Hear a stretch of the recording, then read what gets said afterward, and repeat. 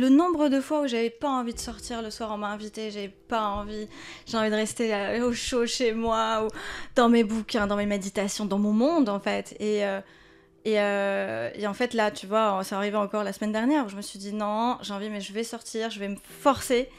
Et à chaque fois je me dis, bizarrement, à chaque fois que je me suis forcée de sortir alors que j'en avais pas envie, c'est toujours passé des rencontres superbes. Ça n'a pas manqué.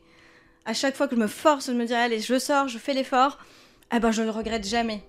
Et c'est là où tu dis, mais si je m'étais écoutée, ou si j'avais écouté ce petit diable, ce connard, me dire non, reste tranquille chez toi, qu'est-ce que tu vas aller faire là-bas, bah je serais passée à côté de cette rencontre ou de cette discussion, et waouh, qu'est-ce que ça m'a apporté. Donc c'est aller contre cette entité, cette ombre en fait qui nous dit, qui contrôle, elle essaiera toujours de contrôler, hein, toujours. Hein. Donc c'est pour ça, d'où la force du discernement. Oui, et ce que tu dis, ça me fait penser à aussi quelque chose d'essentiel, c'est la peur. En fait, pour moi, c'est ça. C'est quoi comme peur qui t'est venue là, du coup, quand j'ai décrit ça ? Bah, la peur de vivre.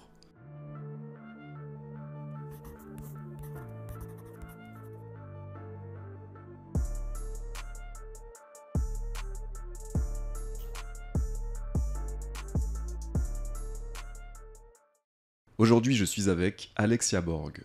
Comment ça va, Alexia ? Bonjour Morel, ça va très très bien, très heureuse d'être ici. Je suis très heureux d'être avec toi aujourd'hui, il fait chaud. Très chaud. Trentaine de degrés, on n'a pas la clim. C'est pas grave, on transpire un petit peu peut-être déjà, mais c'est pas grave. Mais on va avoir une belle conversation. Oui. Pour te présenter, Alexia, tu es journaliste, auteur, conférencière, entrepreneur, tu es aussi coach certifié d'État. En tant que présentatrice TV, on t'a notamment vu sur BFM, Le Figaro. Et tu es aussi auteur, très récemment, de ce livre qui s'intitule « La solitude est un connard », que j'ai lu, que j'ai trouvé très intéressant. Merci. Et c'est de ça dont on va parler aujourd'hui, de cette histoire de solitude. Ok, let's go.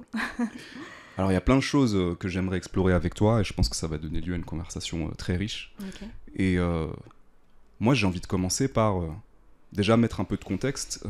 On entend beaucoup dire que la solitude c'est le mal du siècle, qu'on n'a jamais été autant connecté, et pourtant qu'on se sent de plus en plus seul, malgré tout. Ouais. Qu'on a des capacités d'interagir de manière illimitée, normalement, avec les gens qui sont importants pour nous, a priori, et même des inconnus, et pourtant, ça a l'air de pas suffire.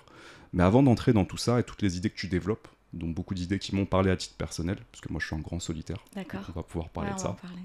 J'avais envie de te demander où est-ce que ça a commencé pour toi, cette histoire de solitude ? Depuis toute petite, depuis l'enfance.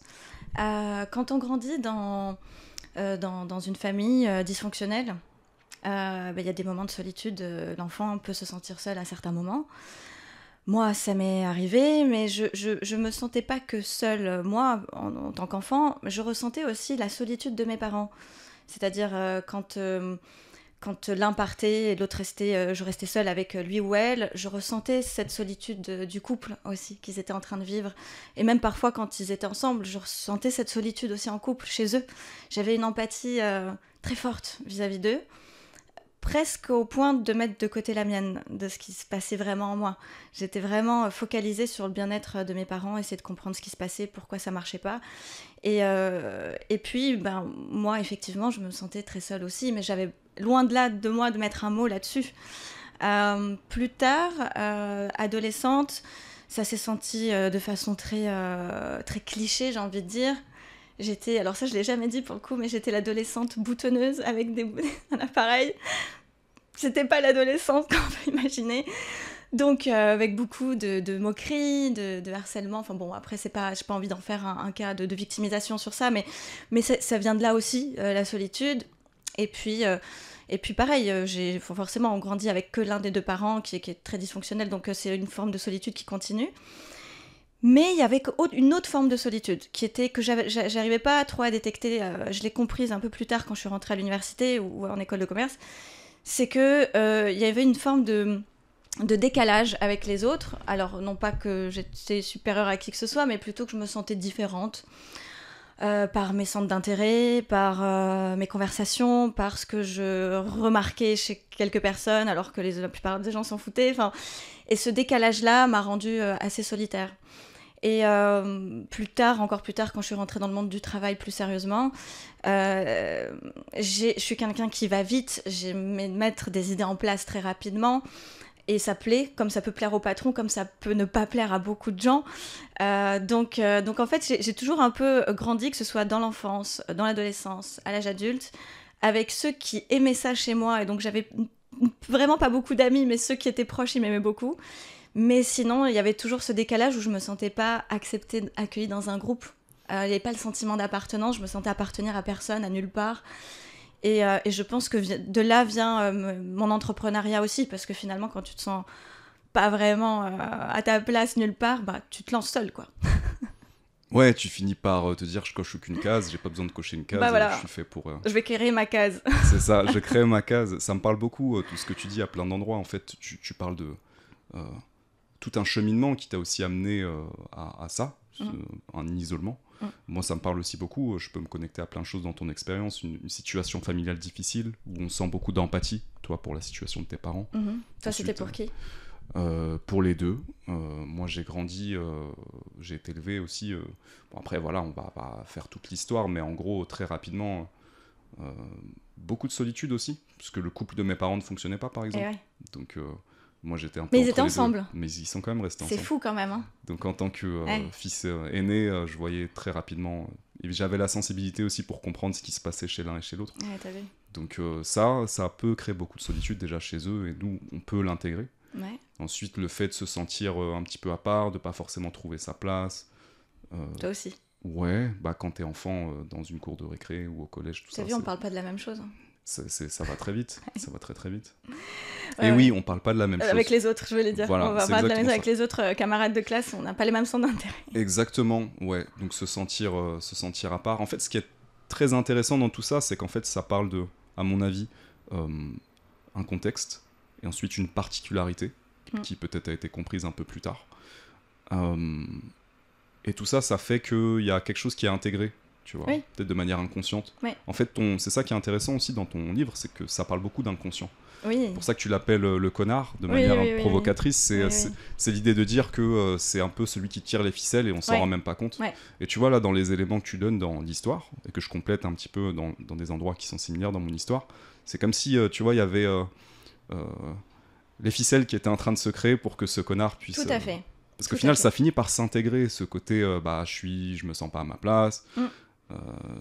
Oui, c'est comme si on a été programmé, quoi. C'est ça, c'est un programme. C'est un programme qui a été mis dans notre tête, et puis du coup, effectivement, alors on peut l'interpréter de différentes façons, le connard. C'est soit, pour ceux qui sont spirituels, une forme de présence démoniaque, quelqu'un du bas astral, vous pouvez voir ça comme ça.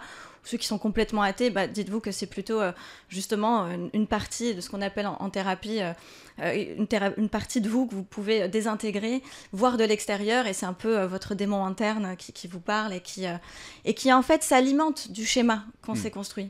C'est comme si on a été fait avec un Windows 98, tu vois, et que nous on a envie d'évoluer en tant qu'être humain, mais comme on a eu un environnement Windows 98, t'as ce connard qui veut nous garder dans ce vieux système. Ouais. Or nous on a envie de progresser, et ce que j'essaye de faire, c'est de vous montrer le virus pour que vous puissiez le chasser et que vous puissiez passer maintenant à je sais même pas que c'est quoi le dernier Windows, mais en tout cas peut-être à du Mac, tu vois. Voilà, donc l'idée c'est d'évoluer, mais pour ça il faut enlever les parasites. À quel moment tu t'es rendu compte que tu avais un problème de solitude, que tu t'isolais? En fait, c'était en 2022. Ok. Alors j'en parle dans mon TEDx, c'est en 2022. Je comprenais pas, c'est-à-dire que j'étais au sommet sommet, je sais pas, peut-être que j'ai un autre sommet qui m'attend, mais j'avais tout, c'est-à-dire j'étais à l'époque sur BFM Business, j'avais une émission hebdomadaire, j'avais mes nombres d'abonnés sur LinkedIn qui montaient de semaine en semaine. On me reconnaissait dans la rue un peu plus, et les gens autour me disaient « Waouh, ça y est, t'exploses, etc. » Et bizarrement, il y avait à la fois des gens qui me parlaient plus, parce qu'ils s'imaginaient que j'étais devenue inaccessible. C'est dans leur tête. Hein. Et à la fois, les gens qui venaient vers moi, je ne savais pas trop si c'était par intérêt, vraiment par amour pour moi ou pas, on ne sait plus trop. Et ce qui crée des situations peut-être parfois superficielles où on ne sait pas trop qui nous entoure. Alors heureusement, j'ai quand même un radar où je sais qu'il y a des personnes qui sont sincères toujours avec moi. Mais en 2022, j'ai ce pic-là et je suis à une table de restaurant. Je pars plus tôt et là, je rentre chez moi, je me mets à genoux et je prie le ciel pour dire c'est bon, je veux rentrer. Je me demandais à Dieu pour mourir, quoi. Je dis j'en peux plus. Et pourtant, tu peux pas t'imaginer que je vis ça à ce moment-là. Personne s'imagine quelque chose comme ça. Et quand je me suis dit ça, il y a eu un truc je me suis dit mais pourquoi je me sens aussi seule, Seigneur? Et en fait, c'est ça, c'est la solitude en fait. Je me sens seule, j'avais mis enfin ce mot. Et je me suis dit, bah attends, avant de vouloir le pire, je vais étudier ce que c'est dans les neurosciences, qu'est-ce que c'est que la solitude. Et là, c'est ouvert tout un champ de compréhension sur ce qui se passe dans notre cerveau. Mais ça s'est passé à ce moment-là. C'est intéressant et paradoxal parce que tu dis que tu es au sommet, en tout cas il y a d'autres sommets, mais en tout cas tu as une belle carrière à ce moment-là. Ouais. Une carrière où tu es exposé aussi. C'est ça. C'est pas une carrière où tu pas sous le feu des projecteurs. Oui, c'est ça. C'est une carrière avec beaucoup d'exposition et une notoriété qui augmente et des abonnés aussi. Enfin, tu vois, c'est tout un écosystème. Donc une visibilité, tu deviens une personnalité publique. Voilà. Et paradoxalement, il y a un endroit où il manque quelque chose. Il manque. Qu'est-ce qui manque ? Il manque des relations et un sens profond à ce que je fais. Le why, le pourquoi, est-ce que... Oui, c'est bien d'être sous l'effet des projecteurs, mais pourquoi ? So what ? So what ? Et en cherchant le so what et le pourquoi, j'avais pas dans mon entourage ce que j'appelle moi l'aliment qui te nourrit, c'est-à-dire l'aliment, on se nourrit tous de quelque chose d'aliments, mais des interactions sociales aussi, c'est un aliment. Et j'avais pas les interactions sociales qui venaient me donner ce miroir ou cette force ou ce sens ou cette orientation dont j'avais besoin. Et donc j'allais la chercher dans des endroits qui n'étaient pas forcément bien pour moi, avec des relations sociales ou des interactions plutôt sociales qui n'étaient pas très nourrissantes, ce qui empirait mon cas.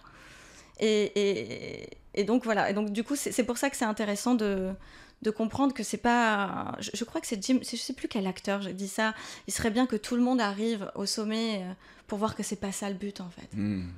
Il faudrait que je retrouve qui a dit ça, je sais pas si c'est Jim Carrey, si c'est... non, c'est Will Smith, je crois que c'est Will Smith qui a dit ça. Et qu'est-ce que je lui donnerais ? Alors je suis loin d'être un Will Smith, mais même à petite échelle en fait, quand on se rend compte que non, c'est pas du tout les feux des projecteurs qui rendent heureux, qu'on soit acteur, actrice... podcasteur, influenceur, présentateur télé, peu importe. Je pense que si t'as pas quelque chose qui vient donner du sens et un entourage qui peut être amical ou amoureux, qui peut te renvoyer cette image de keep going, vas-y, continue, ce que tu fais c'est important, c'est pas facile. Ouais, en fait, progressivement on arrive vers cette idée que la qualité de notre vie, c'est aussi la qualité de nos relations. Tout à fait. Et d'avoir des relations où on se sent vu, compris, des échanges qui sont nourrissants profondément, pas juste en superficialité. Des échanges où on n'a pas besoin de jouer un rôle, de porter un masque. Qu'est-ce que ça fait du bien ? Et oui, ça change tout. Est-ce que t'as toi ça ? Oui, mais c'est en fait... le podcast, c'est une excuse pour pouvoir développer ça encore plus. Ah, c'est intéressant. Oui, c'est une forme d'attirer à toi les gens que tu sais être comme ça, en fait. Exactement. Qui peuvent te voir sans te juger. Oui, donc moi, je pars de ce constat que, en fait, les trucs qui m'intéressent, j'ai l'impression que ça n'intéresse pas beaucoup de monde. Que globalement, je suis assez solitaire. Donc, je passe beaucoup de temps tout seul dans mes idées, dans mes recherches, dans mes introspections. Plein de trucs que tu développes dans ton livre. Que ça peut se retourner contre moi très facilement. Ouais. Ah bah ça, je partage ça avec toi. Hein. Très facilement, je peux m'enfermer là-dedans. Ouais. Et très facilement, je peux être en circuit fermé. Et donc est venue cette idée de me dire, mais peut-être je suis un solitaire, mais en vrai, j'ai quand même besoin des gens. Ouais. J'ai besoin de liens de qualité, j'ai besoin d'échanges qui me nourrissent. Et comment tu arrives à trouver la force de faire ce podcast ? Parce que tu vois, on en parlait en off juste avant, tu fais pas ça de façon pour les algorithmes, parce qu'il faut respecter un rythme, et je respecte énormément d'ailleurs que tu fasses ce choix, je loue ce choix et ce positionnement. Malgré tout, comment tu arrives à te motiver du coup pour créer du contenu, ou te dire là j'ai envie d'inviter telle personne, ou allez je m'y remets, parce que c'est pas facile.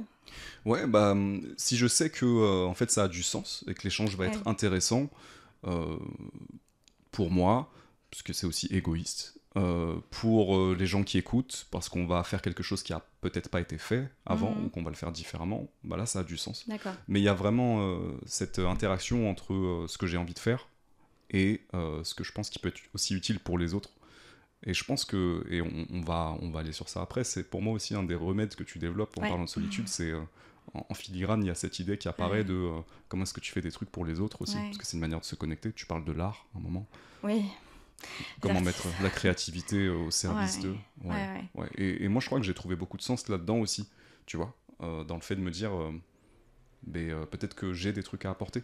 Et le fait d'apporter ces trucs-là, c'est pas juste... Il y a une part d'ego et tout, bien sûr, ça en fait partie, mais il y a aussi une part de, je mets ma brique au monde, tu vois, je mets ma pierre à l'édifice et je participe, en fait.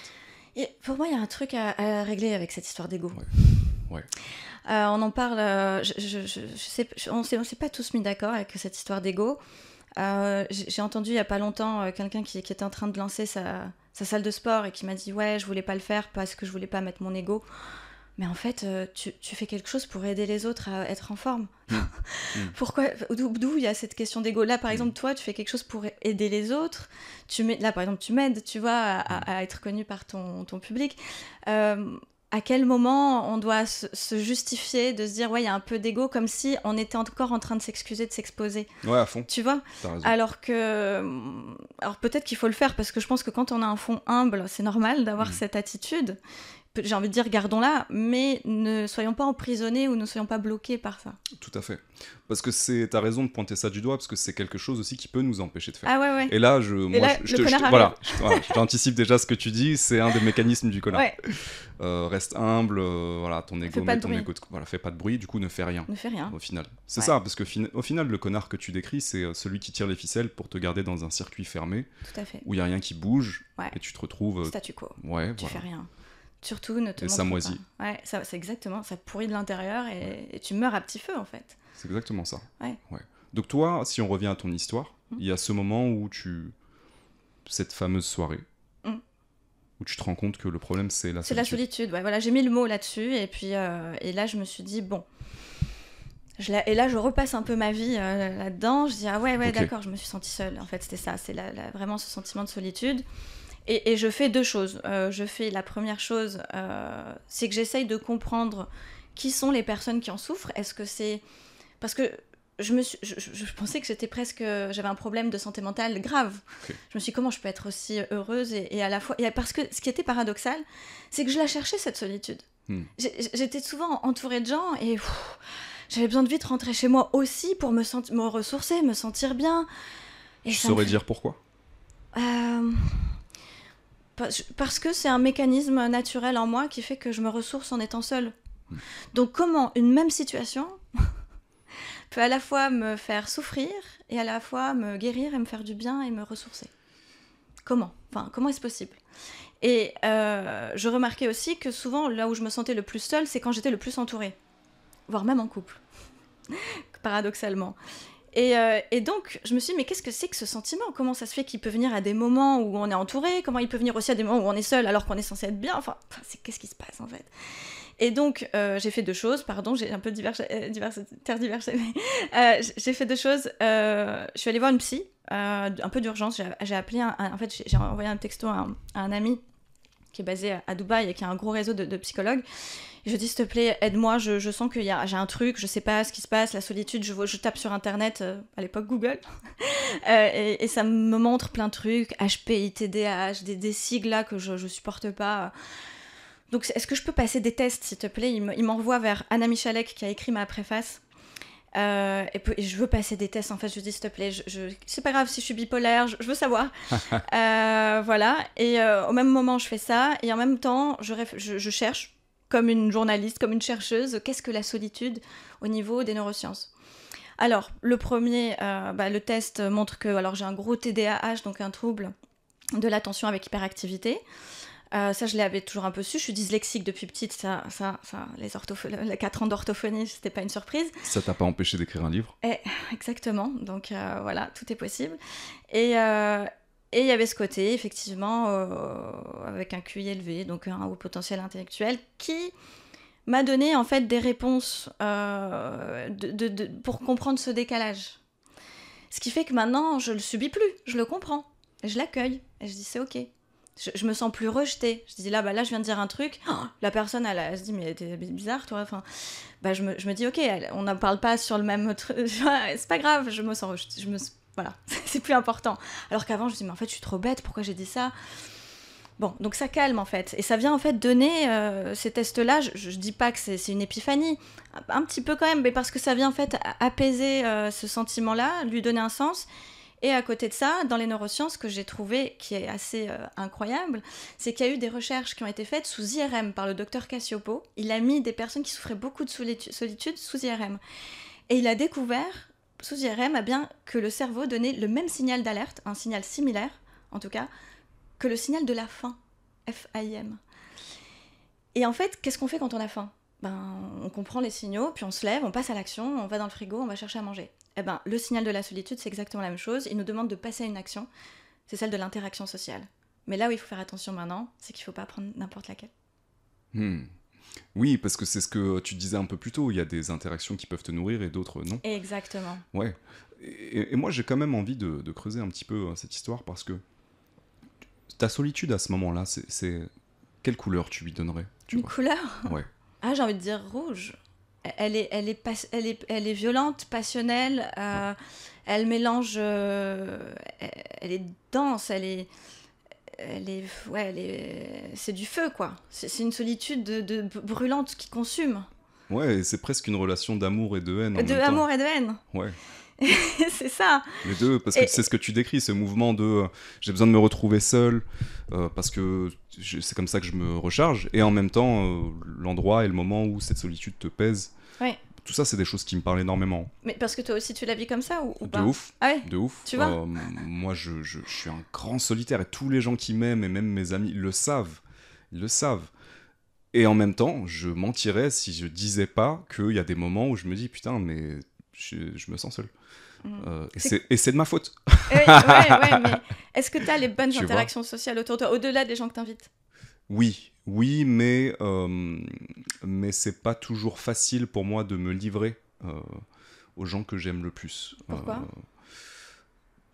Bonne question.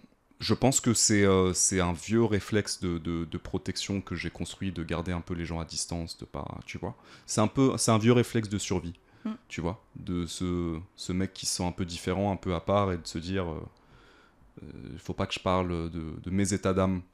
Tu vois, ça va mettre les autres mal à l'aise. Il y a un truc comme ça. Pourquoi ça mettrait les autres mal à l'aise ? Il n'y a pas de raison, a priori, que ça les mette mal à l'aise. Mais je pense que c'est un truc que j'ai intégré. Parce que ça t'est déjà arrivé ?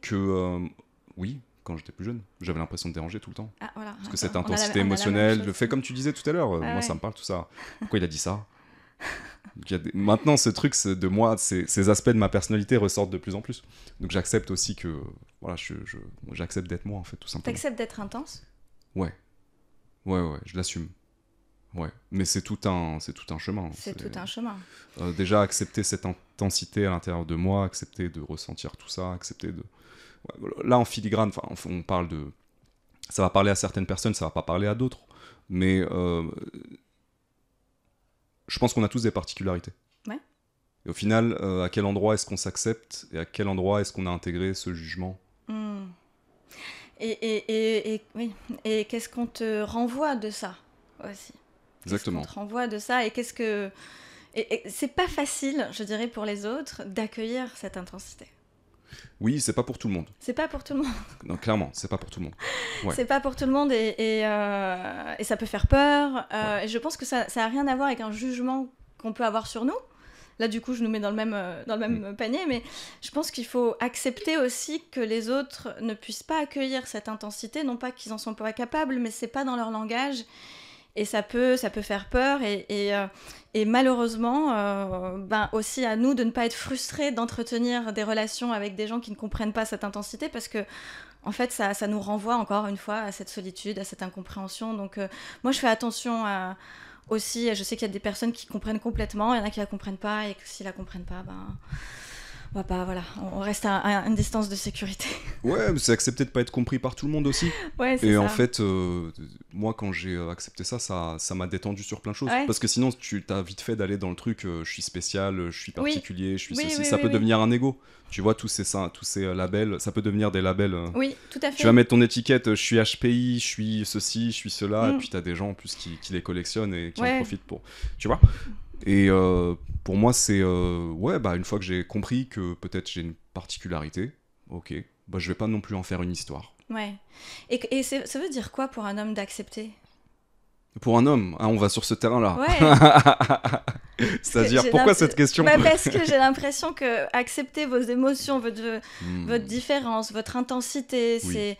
On l'a dit en off tout à l'heure, vous la Ouais. mettez vous la transformez, vous faites beaucoup de sport, vous mettez, vous mettez des vrais capes de Superman en vous musclant, en vous mettant voilà, des barricades autour de vous.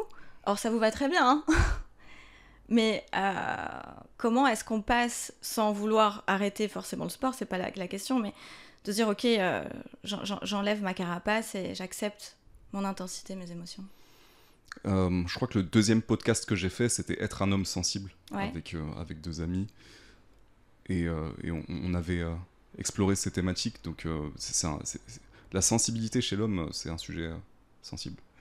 La fragilité, assumer notre fragilité, assumer notre vulnérabilité. Parce que pour moi, dans sensibilité, il y a aussi ça. Il y a des côtés qui sont très cool. Le fait d'avoir un prisme sur la vie qui est différent, peut-être un prisme qui te permet aussi de créer, d'avoir une expérience plus intense, de comprendre les gens, d'avoir une vision du monde nouvelle ou originale. Il y a tous ces aspects, toute cette palette de couleurs, et il y a l'autre côté où on nous a conditionnés, je pense, à considérer que c'était une vulnérabilité, une fragilité. Et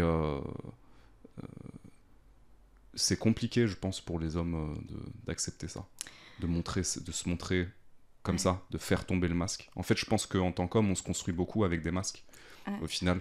Est-ce que vous avez conscience de ce que ça fait comme dégâts et ce que ça provoque? Tu veux dire chez les femmes, dans Ouais. la société en général? Ce que tu veux. Je pense que on n'arrive même pas à cette réflexion, Ouais. pour être complètement honnête. Je sais bien. Je pense que la réflexion, elle ne commence pas. Parce qu'on est, on est pris dans des problématiques de survie, généralement. Ouais. Je pense que souvent, c'est ça. Ah. Tu vois? Ouais, parce que ça crée des profils évitants. Ouais. Les- Le fameux démon évitant. Ouais, l'évitant, le Mais l'évitant, fuyant. c'est un être humain aussi. Hein, Non, bien sûr.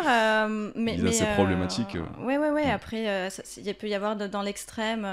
Tu sais, le silence. Je voulais écrire un chapitre là-dedans, mais oui, la difficulté à la communiquer. difficulté à communiquer, c'est ça qui rend aussi la solitude dans le couple, en fait. Parce qu'on nous apprend, nous les femmes, à être des femmes indépendantes, à être fortes, à oser être qui on est. On n'a pas appris aux hommes à savoir vivre avec une femme comme ça. Et Une femme indépendante? Oui, une femme qui, elle, ose être, s'exprimer. Une femme, c'est quelqu'un qui a quand même beaucoup d'émotions. Oui. Et vous cherchez d'ailleurs, je pense, cette femme féminine, cette femme accueillante, qui est dans son féminin sacré. Mais c'est une femme qui, elle, vit toutes ces émotions-là et elle a besoin en face d'avoir un homme qui ose aussi admettre ses émotions, les vivre, les partager.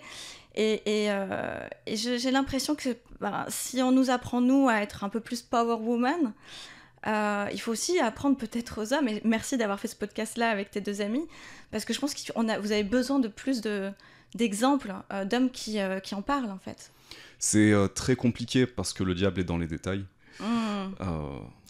C'est-à-dire qu'en t'écoutant, j'ai toute une arborescence de pistes et de nuances qui me paraît important d'explorer. Alors vas-y, allons-y. Alors allons-y. Si je pars d'un contexte un peu plus global, on est clairement dans une période où on remet en question les rôles traditionnels de l'homme, de la femme, du couple. Les femmes ont accès aujourd'hui à beaucoup de choses auxquelles elles n'avaient pas accès avant. Ouais. Par exemple, le fait de pouvoir avoir une carrière professionnelle et de réussir aussi bien, voire mieux que les hommes. Donc ça remet en question les rôles, les couples traditionnels, etc. Ensuite, il y a aussi les mouvements féministes qui ont mis en lumière certaines choses, à raison, peut-être parfois aussi à tort, en tout cas alimenter certains débats. Tout ça, ça fait qu'on se pose des questions sur qu'est-ce que c'est qu'un homme, qu'est-ce que c'est qu'une femme, c'est quoi les rôles aujourd'hui, tu vois, on est dans ce... Ouais, on est en plein dedans. Voilà. Tu sais que pour la Chine, on est en train de vivre une révolution culturelle. Hein. Ouais. Ça, c'est fou. Ouais. On s'en rend pas compte, mais oui. Bah, complètement. Et donc, déjà, nous, on est dans ce contexte. Ouais. Donc ça, c'est important de le poser. Ensuite, effectivement, je crois qu'on sort de cette vision sclérosée, tu sais, de l'homme sclérosé, de l'homme qui doit être patriarque, alpha, tout ça, et juste ça. Il y a un livre qui est très intéressant sur ça, qui explore en fait la masculinité, et il y a la version aussi pour la féminité, autour des dieux grecs. D'accord. En disant que nous, c'est comme si dans notre société, on avait réduit la masculinité à Zeus. Ouais. Un dieu, tu vois, musclé, qui envoie des éclairs, et qui exprime cette forme de puissance. Et qu'en fait, non, on a oublié qu'il y a tout un panthéon de dieux, et donc de manière d'être un homme, et de déesse de manière d'être une femme. Ouais. Et donc ces archétypes sont très intéressants à explorer aussi, parce que peut-être qu'il y a des hommes qui en réalité ne sont pas réellement Zeus, mais sont peut-être un peu plus Hermès. Peut-être qu'il y a des hommes qui sont un peu plus Hadès, l'accès au monde invisible, la compréhension de l'inconscient. Peut-être qu'il y a des hommes qui sont un peu plus... t'as qui d'autres ? Enfin, t'en as plein d'autres. Enfin voilà, tu m'as compris. Ouais, mais je vois. Et donc c'est comme si on avait réduit, et donc on sort de ça. On sort de cette vision. Et donc ça remet en question plein de choses. Donc quand tu me dis, on a besoin de plus d'hommes qui sont capables de mettre des mots sur leurs émotions, et de mieux communiquer, de pas fuir, de pas, tu vois, s'enfermer dans un silence, j'ai envie de te dire oui. Et en même temps, il y a des hommes qui sont comme ça. Ouais. Et ces hommes-là peuvent avoir un déficit de virilité. Ah, d'accord. Et du coup avoir la problématique inverse. Qui est, je pense qu'il y a des femmes qui justement supportent pas d'avoir en face d'elle un homme qui n'a pas suffisamment de consistance. Donc il y a les deux simultanément. Il y a le côté, lui il prend pas suffisamment sa place dans sa vie, il est pas assez homme, et il y a le côté ces modèles d'hommes un petit peu archaïques, avec lesquels il y a un manque de profondeur émotionnelle. Donc c'est très compliqué pour moi je peux pas te dire je suis complètement d'accord avec toi, le problème c'est ça, parce qu'en fait le problème il est multiple. En fait je pense que là ce qui est intéressant dans ce que tu dis, et ce que j'ai fait un vieux post là-dessus, c'est que je pense qu'on est terriblement en recherche d'équilibre. Oui, c'est tout. C'est ça en fait. Toute la conversation. Ouais. On est en recherche d'équilibre. Ouais. Je pense qu'il y a eu un déséquilibre dans le passé. Il peut y en avoir un très grand dans le futur si on ne fait pas attention. Et je pense que là, ceux qui vont réussir la vague qui arrive avec plein de choses, l'IA, les transformations culturelles, sont ceux qui vont réussir à garder un équilibre entre tout ça, quoi, entre cet homme Hermès ou Hercule, cette femme, je sais pas du coup, c'est quoi l'équivalent, mais entre la Wonder Woman et je sais pas, la femme au foyer. Donc je pense que quand on arrivera à trouver l'équilibre, on arrivera à trouver la paix. Et c'est tout un travail. Ouais, en fait, c'est déjà un travail individuel. Ouais. C'est une exploration individuelle. Moi qui suis vraiment profondément, quelles sont les parties de moi que j'accepte, quelles sont celles que j'accepte pas et du coup que j'exprime pas. Ça crée de la frustration personnellement, des problèmes, mais aussi dans les relations. Parce que généralement, quand t'es en face de quelqu'un, il va voir des trucs sur toi que tu vois pas tout seul. Ouais. Et ça peut le frustrer, tu vois. C'est la magie du couple, quoi. Ça, c'est aussi la magie du couple. C'est là pour te... Ouais, c'est challenging, je trouve. C'est pas forcément tout le temps reposant. L'autre est là en miroir aussi pour te montrer tes failles, te montrer plein de choses. Et c'est un repositionnement aussi parfois en permanence. Enfin, si ça l'est, tant mieux, parce que ça veut dire qu'on grandit. Exactement. Et je trouve que quand il n'y a pas ça, quand c'est trop plat, enfin en tout cas pour ma vision à moi, personnelle, je dis pas que la paix, la sécurité, l'harmonie est ennuyeux, je dis pas ça. Je dis juste que quand... il n'y a pas de challenge et de remise en question et qu'on ne grandit pas ensemble, on peut aussi s'empantoufler ensemble. Et c'est pas le but, je trouve, d'une vie. En tout cas, c'est pas ma vision du couple, tu vois, par exemple. Même des relations en général. Ouais. Et je voulais te poser la question vis-à-vis de cette histoire de solitude. Solitude amoureuse, solitude amicale, dans la continuité de la couleur qu'elle prend. Donc tu parlais d'un rouge... Aujourd'hui, elle prend plus de couleur, elle est transparente. Parce que tu vois, c'est aussi à cet endroit-là que je me demande ce qui fait que vraiment ce sentiment, il est aussi puissant que ça, qu'il est aussi douloureux que ça à ce moment-là. À un moment donné, je parle de l'amour impossible. Oui. Où on a tendance... alors je dis on, je vais arrêter avec le on, je vais parler du jeu. J'ai eu tendance peut-être à... Alors je dirais pas choisir des partenaires, c'est tellement pas vrai parce que ça s'est fait naturellement, mais en tout cas à maintenir une relation épistolaire, platonique, avec des gens qui étaient émotionnellement indisponibles. Et au lieu d'arrêter ça tout de suite pour aller vers quelque chose de plus sain et plus nourrissant, j'ai fait l'erreur de maintenir ça, mais parce que, encore une fois, c'était un petit peu comme si... c'est presque de l'addiction, hein, de l'ordre de l'addiction, c'est-à-dire que tu te renforces en fait dans ce sentiment de « je suis seule », donc tu vas peut-être être attiré par des partenaires qui vont te faire sentir seule. Et pour te réconforter dans ton idée que tu es seule. Et c'est un cercle vicieux. Jusqu'à ce que, paf, en fait, tu comprends que tu es en train de nourrir le schéma et il faut l'arrêter, quoi. Ouais. Je trouve ce que tu développes bien dans le livre, tu fais vraiment déjà la différence entre toutes les nuances dès le début. Tu fais la différence entre les différents types de solitude. Oui. Donc, parce que, en fait, le titre, c'est « La solitude est un connard ». Mais en réalité, très tôt, au début du livre, tu expliques, en prenant l'anglais, où il y a plus de nuances, absolument. qu'il y a différents types de solitude. Ouais, il y a une solitude qui peut être nourrissante, exact. il y a une solitude qui peut être loneliness, le fait de vraiment se sentir seul. Et la tristesse et ce qui va avec. Donc ça, c'est intéressant. Et ensuite, tu développes toutes ces idées qui émergent là de notre conversation, de tous ces schémas inconscients. En fait. Ouais, c'est ça. Et juste pour revenir sur les différents types de solitude, donc effectivement, je parle de l'anglais, il y a solitude, loneliness, aloneness. Donc solitude, c'est l'aspect positif, nourrissante et ressourçante de la solitude. Loneliness, c'est la négative. Aloneness, elle est neutre. Et ils en ont créé un quatrième, très récemment. C'est aloneliness. Ah, c'est nouveau ça. C'est encore nouveau. Qui est en fait le besoin d'être seul alors qu'on ne peut pas l'être. Ah. C'est en fait la volonté de cette solitude alors qu'on est dans la loneliness, tu vois. Intéressant. Loneliness. Pas mal. C'est pas mal. Non, mais les anglo-saxons sont très forts pour nuancer et enrichir un vocabulaire pour décrire les émotions.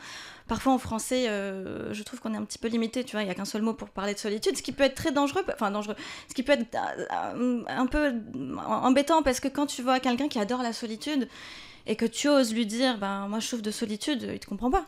Oui. Il y a le même mot pour décrire un truc positif et négatif. De quoi tu parles. Donc c'est pas facile, tu vois. Alors maintenant, je pense que on en parle beaucoup ces 2 dernières années de solitude et on commence à comprendre les nuances, mais c'était important de mettre ce mot-là. Et ta deuxième question, c'était par rapport au... L'inconscient. L'inconscient, ouais.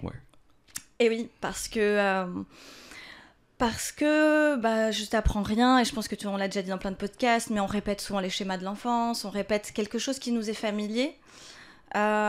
Souvent, chez les hommes, c'est parfois des comportements chez la mère, et vice-versa. Donc, on va souvent inconsciemment être attiré par une situation familière, parce que même si elle fait du mal, on sait la gérer. Pourtant, elle nous détruit. Mais on a l'habitude d'être détruit, donc c'est familier. Pour toi, tu dirais que c'était ces schémas impossibles, relationnellement ? J'ai pas toujours eu ces schémas-là. J'ai commencé à l'avoir à partir d'une grosse séparation que j'ai eue à l'âge de 30 ans. Avant ça, j'avais des grandes relations qui ont duré longtemps, 5 ans, 3 ans. Mais c'est vrai que cette rupture-là, elle a marqué un avant, un après. Et ça a un petit peu du coup c'est les personnes que je gardais dans mon entourage, amoureusement en tout cas, avec lesquelles j'entretenais un lien, c'était des personnes qui étaient dans une maltraitance silencieuse, quoi. C'était du ghosting, c'était du je viens te chercher, je veux te voir mais je veux pas, je m'intéresse à toi mais en fait je m'en fous, waouh. Et moi je maintenais ça, mais là maintenant avec le recul je fais mais qu'est-ce que j'ai fait, quoi. Mais quelque part ça venait le connard était là pour dire non mais surtout garde cette relation parce que moi je suis là. Moi je suis bien là, tu souffres bien avec moi, donc surtout reste en contact avec cette personne, comme ça je maintiens ma position dans ta vie. Et c'est là où je l'ai regardé dans les yeux, je fais mais en fait c'est toi qui es en train de me pourrir, donc non, j'arrête tout, quoi. Et je regarde quand même, je remarque aujourd'hui que je suis plus du tout attirée par le même type de personne. Même si ça revient dans ma vie quand même. Un peu comme ce démon qui fait coucou. T'es sûr que t'as réglé ça? Non, je te connais, toi. mais voilà. Je connais ce manège. Ouais, voilà. Maintenant, je connais le système, donc je me laisse plus avoir. Ouais. Et qu'est-ce que tu dirais à toutes ces personnes, justement, qui continuent de se faire avoir par ça, ce connard, en tout cas dans les relations, ces schémas répétitifs, sans pouvoir forcément comprendre pourquoi. Parfois, ça nous dépasse parce qu'on peut avoir une attirance. M'en parle pas. On peut avoir une attirance spécialement pour ça, en se disant mais merde. Spécialement pour ça. C'est encore autre chose parce que moi, je l'avais pas spécialement pour ça. Non, je vais reformuler. C'est pas spécialement pour ça, mais c'est juste de se dire, c'est là que je ressens de l'intensité, mais c'est problématique. Ouais. Mais à côté de ça, si le reste c'est plat et que tu vois, t'as cet objet brillant ou cette relation brillante qui finit par te remettre entre les griffes du connard. Comment est-ce que tu sors de ça? Je suis en plein dedans, Mourad. Ouais. Je suis en pleine à essayer de trouver Autant je suis détecter où était le virus, le connard, et j'essaie de donner plein d'antidotes pour s'en affranchir. Maintenant, comment ne pas retomber dedans et faire en sorte de casser ces schémas? C'est pas facile, surtout quand ça te tombe dessus, en fait. Et que tu comprends pas, tu dis encore, c'est pas possible. Pourtant là, je l'ai pas, je suis pas allée le chercher, c'est pas possible. Je suis en train de comprendre en ce moment qu'il y a une forme de transcendance à avoir, qui est plutôt que de dire, ok, il faut couper, il faut arrêter, il faut surtout pas, il faut fuir ce type de situation. C'est ok, elle vient à nouveau, elle est là. Je vois ça plutôt comme un cadeau. Je me plonge pas tête première dedans et je vais pas y mettre toute l'intensité là. Par contre, qu'est-ce que ça vient dire de moi là? Qu'est-ce que cette personne ou cette intensité, ce coup de cœur, ce coup de foudre vient dire de moi à ce moment-là? Et c'est en fait continuer à faire de l'introspection pour comprendre qu'est-ce que cette personne qui est apparue, qui répète encore quelque chose, mais c'est quoi le message de Dieu en fait? C'est quoi le message de l'univers? C'est quoi? Et si la réponse c'est parce que tu as besoin d'intensité, tu la trouves que là. Ok, si là, l'intensité, est-ce que du coup je l'accepte? Et j'en souffre plus, mais je sais que c'est que comme ça, et donc j'en souffre plus. Un petit peu comme j'ai envie de dire, je vais aller un peu hard, mais ceux qui doivent prendre des antidépresseurs pour se sentir bien, et qui se disent, ouais, il y en a qui disent, il faut surtout pas parce que ça te rend accro. Mais si tu dois en prendre toute ta vie pour se sentir bien, c'est pas grave, c'est comme ça, faut l'accepter. Si tu te tues au sport parce que ça te fait du bien et qu'il y en a qui vont dire ouais mais fais attention, oui tu feras attention peut-être, mais n'empêche que tu vas continuer à y aller. En fait je pense que il faut accepter de voir c'est quoi le cadeau, c'est quoi le message, et surtout aller chercher tout le temps cette intensité un peu ailleurs, de dire si j'ai eu ça, c'est peut-être parce que mon cerveau dopaminien, parce que je pense que t'es comme moi, t'as un cerveau dopaminien, du coup on a besoin de dopamine, on a besoin, donc ok, cette personne me fait sentir ces montées de dopamine, mais c'est en train de... Est-ce que ça me détruit ou ça me détruit pas? Ça me détruit pas, je garde. Ça me détruit, je vais la chercher ailleurs. Et c'est là où il faut faire attention, faut pas aller la chercher dans des trucs addictifs, nocifs non plus, comme l'alcool, la drogue ou la pornographie. Ça fait partie des idées que tu développes, l'idée de dire que en s'enfermant dans une solitude, on va chercher des manières de compenser par la compulsion. Oui. Mais qu'en fait, derrière ça, le problème, c'est justement cette solitude. Oui, parce que ça revient en puissance. Ça nourrit là-dedans. Ouais. Parce qu'en fait, d'où l'importance, donc il faut pas du tout en faire une étiquette, du HPI, des TDAH, etc. Mais quand j'ai compris qu'il y avait un TDAH très fort, par exemple, le trouble de l'attention avec hyperactivité, on sait, c'est au niveau de l'imagerie cérébrale, on a un cerveau qui est différent. Oui. Donc, si cerveau est différent, donc construction différente, besoins différents, il faut l'accepter et ne pas forcément rentrer dans des solutions normées et accepter sa différence. Donc ça veut dire quoi? Ça veut dire que quand tu te sens seul et que tu dis waouh, ok, mais là ou que tu t'ennuies, que t'as pas ta dopamine, il faut que tu aies un garde-fou pour te dire ok, là je sens le besoin de le faire, je vais le faire en conscience, je sais où je vais, mais ne te jette pas dedans comme quelqu'un qui voit ça comme seule source de dopamine, comme la pornographie pour les hommes ou la drogue, où c'est tellement facile en fait, c'est de la facilité immédiate. Mais quand t'arrêtes ça 5 minutes après, tu te sens mal, quoi. Ouais, plein d'endroits où j'ai envie d'aller.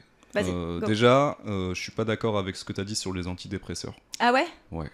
Moi, je pense que justement, c'est intéressant d'explorer le fait pour s'en sortir, de passer par le désert, le fait que ce soit désagréable, que ce soit douloureux. Ça, c'est dans le meilleur des mondes.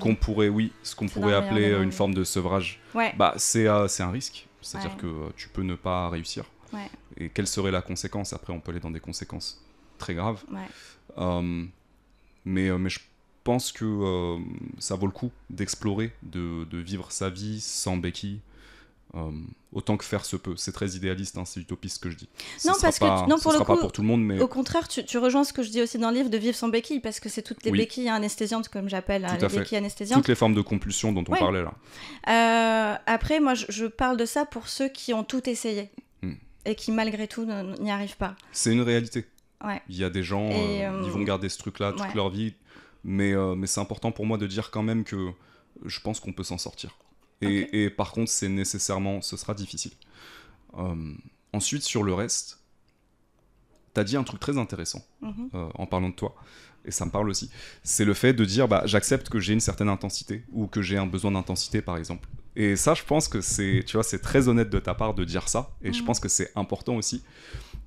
Parce que du coup, ça nous fait sortir du fait de tout analyser ou tout un peu thérapeutiser, c'est un mot qui n'existe pas. Ouais.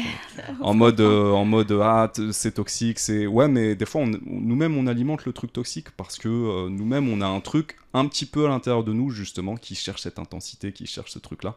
Et je pense que quand on reconnaît ça aussi, moi je sais que voilà, dans les relations j'ai besoin d'intensité, j'ai besoin d'être stimulé. Comment ça s'exprime? Ça s'exprime par le fait que j'ai besoin d'être stimulé à tous les niveaux. C'est pas juste physique, ça doit être intellectuel, ça doit être philosophique, ça doit être spirituel. Faut que tous les feux soient allumés, sinon... Ça t'intéresse pas. Sinon c'est tiède, ou alors ça va m'intéresser, mais pas très longtemps. Ouais. Tu vois? Donc en quoi c'est mal? C'est pas mal, ça, si? Non. Ok. Mais c'est compliqué. Pourquoi? Parce que du coup c'est très rare d'avoir une connexion forte. Et donc c'est d'autant plus intense quand ça arrive. C'est vrai. Et donc c'est d'autant plus difficile de passer à autre chose quand ça se termine. Et du coup, tu peux passer une traversée du désert qui dure longtemps. Ah, merci de partager ça. Bah oui. Ouais, parce qu'on pense pas que vous souffrez en rupture, tu vois. Les hommes? Ah si, c'est juste qu'on l'exprime différemment. Comment? Ah si. Nous, on va s'enfermer dans le fait de faire des choses. Dans le fait de faire du sport, par exemple. Ça, c'est dans le meilleur des cas, parce que dans le pire des cas, t'as des hommes qui vont entrer dans une forme d'autodestruction. D'accord. Substances, alcool, peut-être drogue, ou le fait de prendre des risques, le fait de se mettre en danger, de plein de manières différentes. Ça peut être par des comportements sexuels qui sont pas du tout appropriés, voire dangereux. Ça peut être le fait de se mettre en danger, de mettre sa vie en danger aussi, tout simplement. D'accord. Non, mais c'est juste que nous, on va pas en parler avec des mots, puis on va le cacher. Ouais. Mais crois-moi que nous, entre hommes, on sait quand un des hommes qu'on connaît va mal, on le sait. C'est vrai. Et on le voit, ouais. C'est juste qu'on va le cacher. On n'aime pas montrer ça. On n'aime pas se montrer sous ce jour-là. Mais... Ok. Et donc tu dis que la rupture, ça peut provoquer des choses fortes. Ah oui. Et longues, du coup. Après, moi, je remarque qu'on a un agenda différent, les hommes et les femmes, pendant les ruptures. C'est-à-dire que nous, très souvent, j'ai l'impression que les hommes ressentent la rupture un peu plus tard. C'est marrant, ça. Hein, c'est pas tout de suite, ça a retardement. Ouais. Vous allez, déjà, je trouve, j'ai l'impression, je généralise, beaucoup plus anticiper la rupture, sentir quand ça va pas, généralement, c'est pas toujours le cas. Ressentir les choses de manière très forte dès le début. Oui, ça c'est vrai. Ça, par contre, la rupture, tout de suite, on plonge. Descendre très bas. Descendre tout de suite. Alors qu'un homme peut bloquer les émotions. Ok. Et ressentir le truc 6 mois plus tard. Waouh. Et 6 mois plus tard, se dire merde, mais qu'est-ce que j'ai foutu en fait. Ah ouais. D'accord. Ouais, comme quoi. C'est bizarre quand même ça. Les hommes viennent de Mars et les femmes de Vénus. Ouais, c'est bizarre. Et d'où tu imagines le manque de compréhension qu'il peut y avoir par rapport au timing. Je parle aussi de la vitesse dans le couple, qui est une notion intéressante. Ouais. Mais donc ça se voit aussi dans la rupture, et c'est vrai. Et donc vous, toute votre période où vous êtes un peu les mecs forts, vous en foutez pendant les 6 premiers mois, c'est là où on a le plus besoin d'être réconforté en fait. Et on a le plus besoin de parler, et il y a un silence radio. Ouais. Mais qui est d'une horreur, mais d'une violence. Ouais. Mais tu peux pas t'imaginer. Mais à l'inverse, ce qui est violent pour un homme, à ce moment-là, c'est l'intensité de vos émotions. Et c'est plus facile pour nous de fuir. Ouais, que de faire face à ça. Pourquoi ? Parce que nous, on n'a pas la même compétence émotionnelle. de pouvoir en plus se prendre la tempête que vous pouvez être à ce moment-là et d'encaisser toutes les choses difficiles. Moi, je pense qu'une femme, ça peut détruire un homme avec des mots. Ah oui. Mais bien sûr. On n'a pas... la plupart des hommes, on n'a pas cette capacité à encaisser tout ce que vous êtes capable de voir et de nous dire aussi. Tu vois ? Oh, c'est bien de le dire. Non, mais c'est vrai. C'est bien de le dire. Tu sais, je pense qu'il y a beaucoup d'hommes qui se sentent impuissants aussi dans ces situations. Quand ils doivent gérer, accueillir l'émotionnel de leur partenaire ou ex-partenaire, c'est extrêmement difficile. Ça demande beaucoup de maturité, beaucoup d'ancrage de faire face à ça, de rester ancré, de dire je vais être là pour discuter et me faire tabasser encore et encore et encore. Ok, on sent le vécu. Non, pas tant que ça, mais je l'ai beaucoup vu. Ouais. Je l'ai beaucoup vu, ouais. Moi, ça va. À ce niveau-là, j'ai pas trop à me plaindre. Sur les ruptures, ouais. Ouais, nous, c'est le silence. Oui, ça c'est... L'inaction et le silence et le fait de pas savoir. Le fait de rien dire et d'être dans pas d'explication, pas dire ce que vous avez senti, pas exprimer vos... Ouais, c'est ça, c'est... Ouais. Et comme quoi, c'est compliqué, quoi. Et donc, je pense que... Au final, on en fait quoi de cette information, là, maintenant ? Tu vois, pour ceux qui nous écoutent et qui nous regardent, je pense que c'est quoi ? Déjà, ce que j'apprends dans ce livre, c'est surtout que ce moment de silence, qui est terrible pour les femmes comme pour certains hommes, certainement aussi, hein, sans faire de généralité, ça arrive parce que aussi ça peut arriver aussi l'inverse. Bien sûr. Je pense que c'est ce moment-là précis où il faut apprendre à être seul et à vivre avec ce silence assourdissant pour justement faire un point sur nous, sur qui on est, sur qu'est-ce qu'on a été recherché dans la relation, qu'est-ce qu'elle nous a apporté, faire tout un travail et ça aide à moins subir. Et après, peut-être aux hommes aussi, à faire peut-être un tout petit effort je sais pas, d'être peut-être plus accessible ou peut-être plus ouvert à la discussion. T'as des comptes à régler, toi. Je pense que c'est oui et non, mais je pense que c'est malheureusement ce qui ressort le plus dans le contenu féminin. Dans le contenu des podcasts, tu vois, des femmes qui parlent, parce que c'est ce qui ressort le plus. Oui, bien entendu, je taquine, je pense pas ce que je dis. Hein. Et ce que tu dis, c'est très important parce que moi, j'ai remarqué, quand j'ai commencé le podcast, que le retour que j'avais le plus, c'était des retours de femmes qui disaient « ça fait du bien d'entendre des hommes parler ». Voilà. Et je ne l'attendais pas du tout. C'est vrai, tu vois. Ça me serait jamais venu à l'esprit. De commencer à faire des podcasts comme ça, inviter mes amis et de parler. Et effectivement, j'ai réalisé qu'il y a un vrai besoin pour vous d'avoir accès à notre intériorité et qu'au final, c'est assez rare. C'est très rare. Pour les femmes d'entendre des hommes s'ouvrir, ne serait-ce qu'un peu.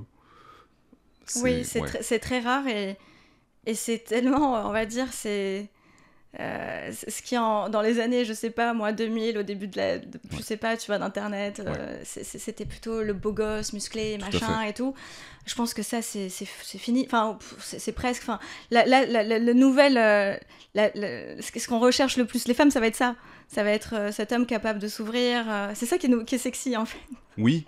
Qui rend attirant, c'est cet homme qui a travaillé sur lui, cet homme qui accepte sa solitude, qui la comprend, qui comprend celle de l'autre, qui parle, qui exprime ses émotions et qui les met pas sur un ring de boxe pour essayer de les massacrer, mais qui les écoute.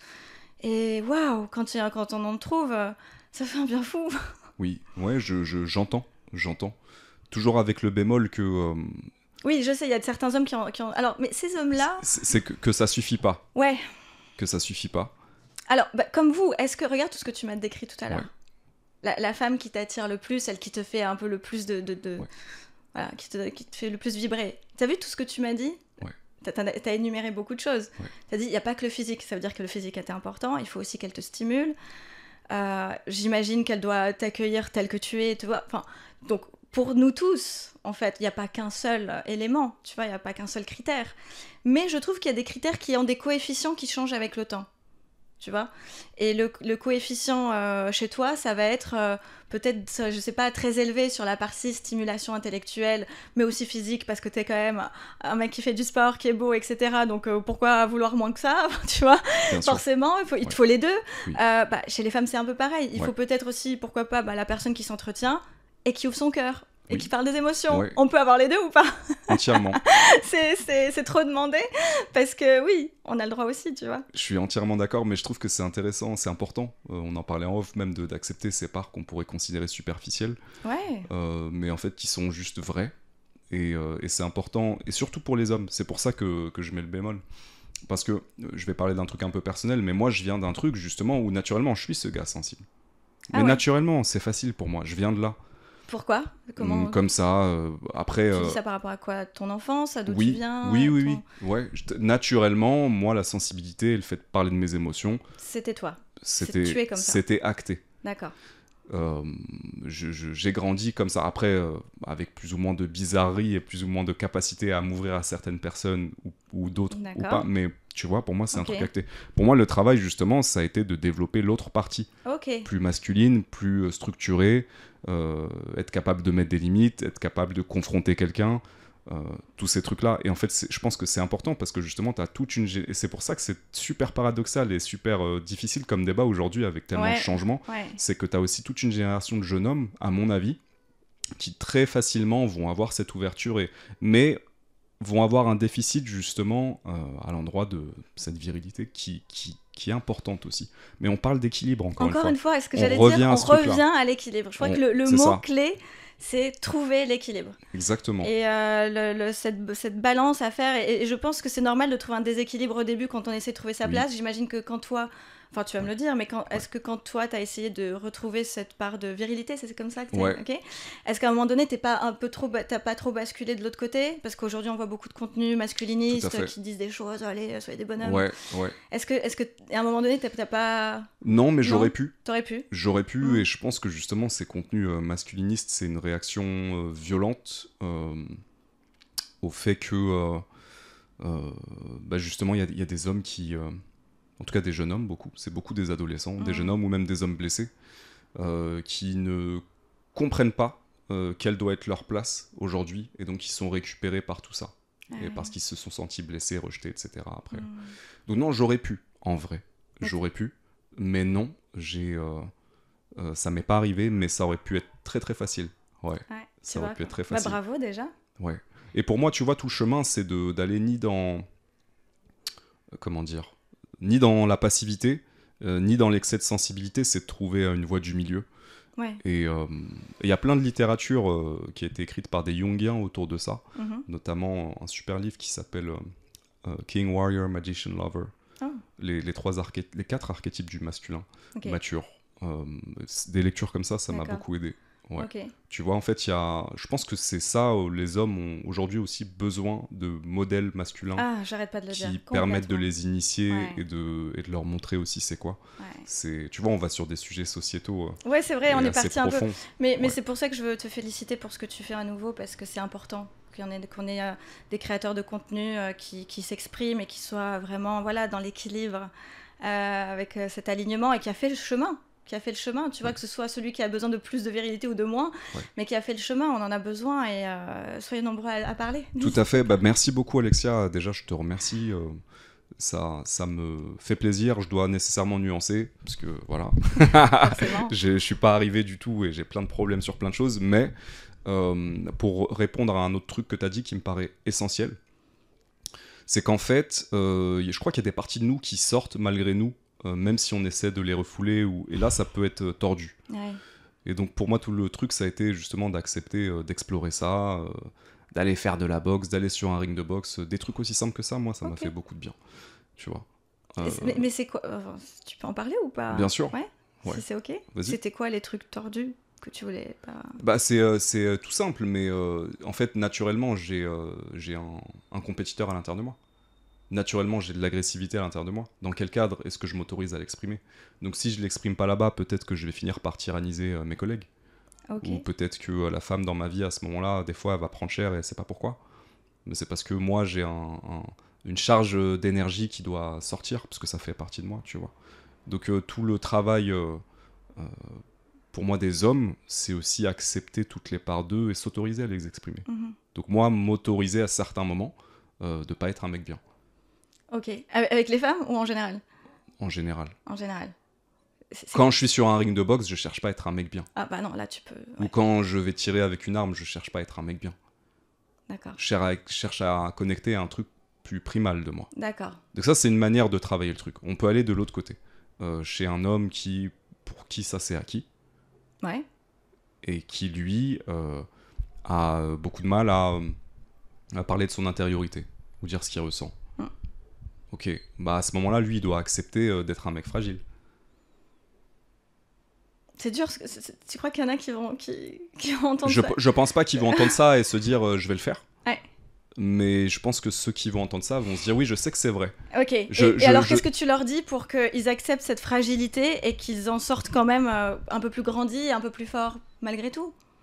Bah que en fait, moi, mon expérience, c'est que chaque fois que j'ai montré ça, j'ai aucune femme qui en a profité pour m'écraser ou quoi que ce soit, c'était tout le contraire. Elle m'a regardé en me disant respect. Ouais. Tu vois. Donc en fait, ça donne une profondeur différente à tes relations. Mais ça, tu prends quand même le risque d'être blessé, qu'on réutilise le truc contre toi, voilà, c'est ça. Mais vivre avec un cœur ouvert, c'est pas facile.